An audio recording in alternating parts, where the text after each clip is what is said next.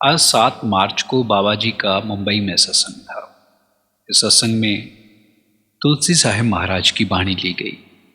वाणी थी, दिल का हुजरा साफ कर जाना के आने के लिए। इस सत्संग में जो मुख्य वचन फरमाए गए हैं उनको हम इस वीडियो के माध्यम से आपके साथ साझा करने वाले हैं। बाबा जी ने इस वाणी में फरमाया कि जी तुलसी साहिब की वाणी है।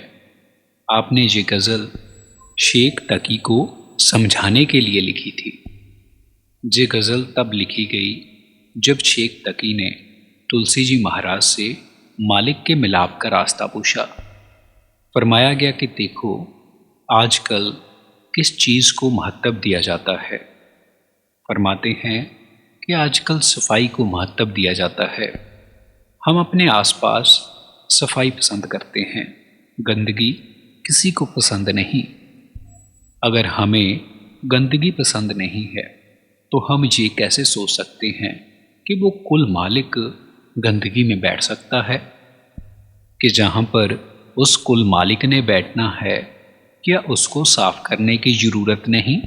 क्या हमें अपना बर्तन साफ करने की ज़रूरत नहीं है? अगर हमारे घर पर कोई गेस्ट आ जाता है तो क्या हम उसे गंदी जगह पर बिठा सकते हैं? क्या उनको गंदी जगह पर कुर्सी लगाकर बिठा सकते हैं? इसीलिए अगर हम उस कुल मालिक के साथ प्रेम करते हैं तो हमें चाहिए कि हम अपने बर्तन को साफ रखें जहाँ पर उस कुल मालिक ने आकर बैठना है। अगर हमारा बर्तन साफ होगा तो वो कुल मालिक कभी देर नहीं लगाएगा। हमारा ही बर्तन गंदा है, हमने ही जन्मों जन्मों से बुरे कर्मों की मैल चढ़ा रखी है। अब देखो हम अपने घरों की सफाई हर रोज करते हैं ताजू उन पर गंदगी ना जम जाए। इसीलिए हमें भी चाहिए कि हम भी अपनी सफाई रोज रोज करें। हम तो कहने लग जाते हैं कि इतने साल हो गए हैं नामदान लिए हुए पर अभी तक कुछ बना नहीं है। फिर बाबा जी फरमाने लगे कि जब उसने देखा ना कि बर्तन साफ है फिर उसने भरने के लिए देर नहीं लगानी है। वो तो हर वक्त तैयार है, हम ही अपने बर्तन को साफ नहीं करते। उसके घर में किसी चीज़ की कमी नहीं है, हमारे हक की दौलत है, वो हमें ही देंगे। पर हम लेने के लिए तैयार नहीं हैं।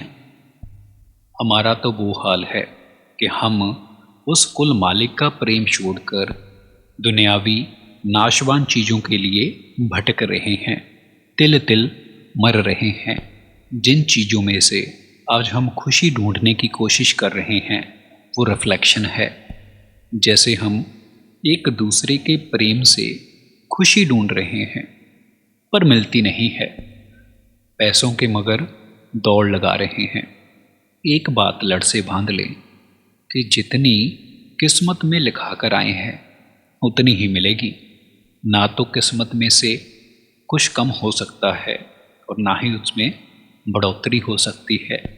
और हमारा तो ये हाल हो चुका है, अगर हम किसी संत महात्मा के पास चले भी जाएं तब भी वहाँ पर जाकर जी मांगते हैं कि मुझे वो मिल जाए या फिर ये मिल जाए।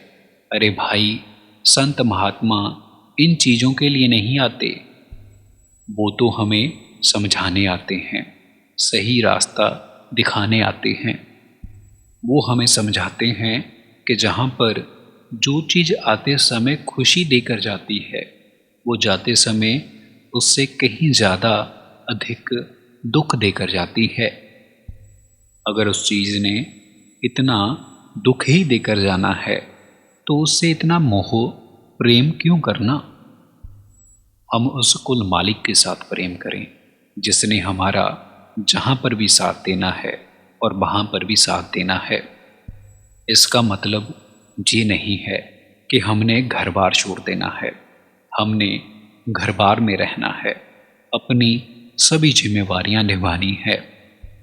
पर इन सब जिम्मेवारियों के साथ साथ हमने उस कुल मालिक को भी वक्त देना है, उसे भी याद रखना है, उसका भी हर रोज़ शुक्राना करना है। फिर हम कह देते हैं कि वक्त नहीं है, 3-3 घंटे एक पिक्चर को देखने के लिए लगा देते हैं।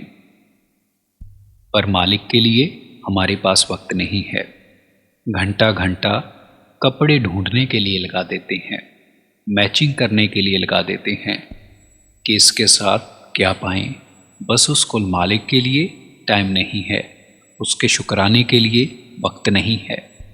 देखो, हम कपड़े पहनते हैं तन को ढकने के लिए, और जिसके लिए हम घंटे ही जाया कर देते हैं, और जिसने हमारे कर्म ढकने हैं उसके लिए हमारे पास वक्त ही नहीं है। देखें कि हम अंदर से कितने गंदे हैं।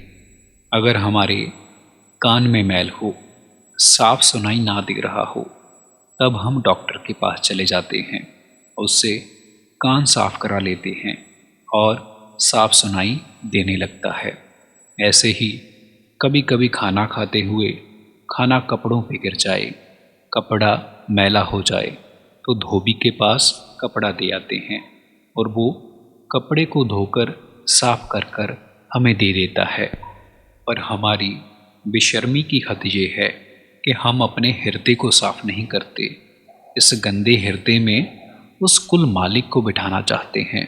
हमारे अंदर जहाँ पर इतना गंद है, वहाँ पर उसको दर्शनों के लिए बुलाते हैं। केवल बाहर की सफाई या फिर कपड़े साफ पाने से अंदर की सफाई नहीं होने लगी, अंतर की सफाई करनी पड़ेगी। रोज रोज इसे वक्त देना पड़ेगा, कोई बहाना नहीं चलेगा। आज मैंने सत्संग सुन लिया है, आज मैंने सेवा कर ली है, इस हफ्ते रहने देते हैं, अगले हफ्ते डबल कर लेंगे। एक हफ्ता भूखा रहकर देखो, अगर जिंदे रहे तो अगले हफ्ते डबल खा लेना। क्या ऐसा ठीक है? नहीं है। मुर्शद हमें समझाने के लिए आते हैं, उन्हें हम मुर्शद इसलिए कहते हैं या फिर सतगुरु इसलिए कहते हैं क्योंकि उनकी विचारधारा हमसे अलग होती है। शरीर तो उनका भी हमारे जैसा ही होता है, उनको भी बीमारियों का सामना करना पड़ता है। सिर्फ उनकी रूहानियत के कारण हम उन्हें मुर्शद और संत सतगुरु कहते हैं। वही हमें सही रास्ता बताते हैं। अब हमारा भी फर्ज बनता है कि हम उनके बताए हुए रास्ते पर सही ढंग से चलें। इसके आगे एक उदाहरण दी गई कि एक बच्चा अपने पिता के साथ उसकी उंगली पकड़कर मेला देखने के लिए आता है। जब तक उस लड़के ने अपने पिता की उंगली पकड़ी हुई थी, तब तक उसे सभी चीज़ें अच्छी लग रही थी। जैसे ही उसकी उंगली उसके पिता से छूटी, तब वही चीज़ें उसे बुरी लगने लगी, उसे खाने को आने लगी। और हमने भी उस कुल मालिक का हाथ छोड़ा हुआ है। हाथ पकड़ा हुआ उसे कहते हैं जब हमारे ऊपर कितना ही बड़ा दुख क्यों ना आए, और हम हंसकर कह देते हैं कि जी मालिक ने भेजा है, उसकी ही कृपा है। पर अब तो हम एक पल में कह देते हैं कि इसमें मालिक का ही कसूर है। जब तक तो सब कुछ ठीक ठीक चल रहा होता है, तब तक तो हमें वो कुल मालिक याद नहीं आता, और जैसे ही कुछ तकलीफ की घड़ी आती है, तब हम रोने चिल्लाने लगते हैं और झट में मालिक को याद करते हैं, और वो बुरा बन जाता है। अरे भाई, अगर राज करावे त तेरी उपमा, जे भीख मंगाए त क्या कट जाई। जहाँ से पता चलता है कि हर रोज भजन सिमरन कर कर उसकी बाजू पकड़ रखी है या नहीं। और जब हम भजन सिमरन कर कर जे ताकत जागृत कर लेते हैं, तब हम पर किसी चीज़ का कोई असर नहीं होता। पर ये सब होगा हमारी करनी के साथ। किसी ने हमारे लिए कुछ नहीं करना, हमें खुद ही करना पड़ेगा। हमें ही अपना बर्तन साफ करना पड़ेगा। अगर बर्तन साफ कर लेंगे तब उसने देर नहीं लगानी है, पर सफाई हमें खुद करनी पड़ेगी। वो देर नहीं लगाएगा। हमें जो मिलेगा, हमें जो कुछ हासिल होगा, वो अपनी करनी का हासिल होगा। संगत जी, हम अपने चैनल पर बाबा जी के रिलेटेड वीडियोस अपलोड करते रहते हैं। अगर आपको इस प्रकार की वीडियो सुनना पसंद हैं तो आप हमारे चैनल को ज़रूर सब्सक्राइब करें।